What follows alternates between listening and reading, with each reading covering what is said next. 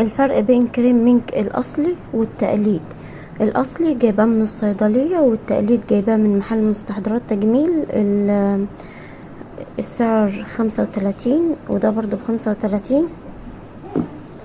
بس حجم ده يختلف. التقليد 250 ملي اهو،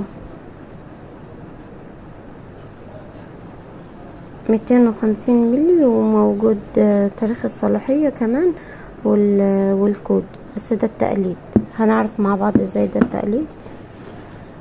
تمام. الاصلي اهو حجمه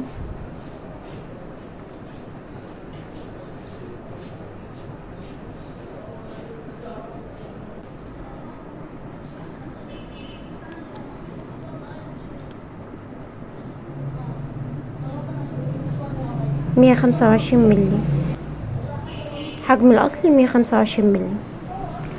تمام.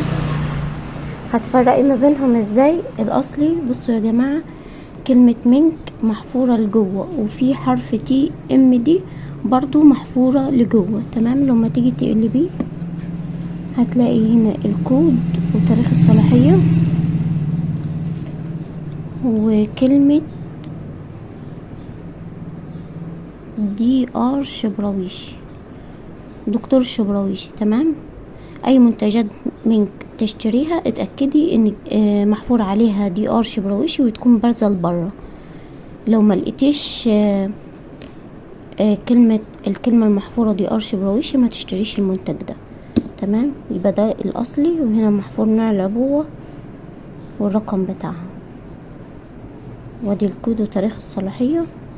واهم حاجة في الموضوع ايه؟ محفور عليها من فوق من تحت دي ار شبراويشي وبارزة لبره. كمان تخلي بالك جدا ان التي ام دي تكون محفورة لجوه مش لبره. تمام. ده ايه الاصلي. انا ما جربتش الاصلي، لو في حد جربه يكتب لي في التعليقات. التقليد بقى اللي جايباه من مستحضرات تجميل، هنا في عيب في الغطا، وكلمة مينك محفورة لجوه، لكن حرف التي ام ده محفور لبره. تمام. في الاصلي كان حرف التي ام محفور لجوه، اما التقليد حرف التي ام محفور لبره. تمام. ولما تيجي تقلبيه مش هتلاقي غير هنا ايه؟ نوع العبوة بس، لكن مش محفور عليه خالص دي ار شبراويشي. فخلي بالك انت اشتري الاصلي، لان التقليد فيه كمية سيليكون رهيبة وبيوقع الشعر بطريقة رهيبة.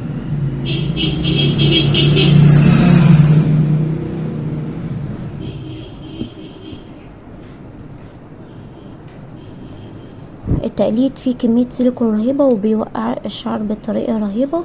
فايه، اتأكدي قبل ما تشتريه من المكان، وياريت تشتري معظم حاجات الشعر من الصيدلية، وبس تتأكدي ان هي برضو الاصلية.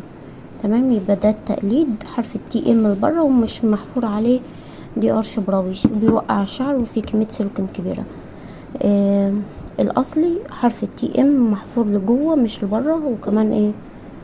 محفور عليه من تحت كلمة دي ار شبراويشي وتكون ايه؟ بارزة لبره. تمام. انا ما جربتش الاصلي، لو في حد جرب الاصلي يكتب لي في الكومنتات تحت. استنوني في الفيديو الجاي.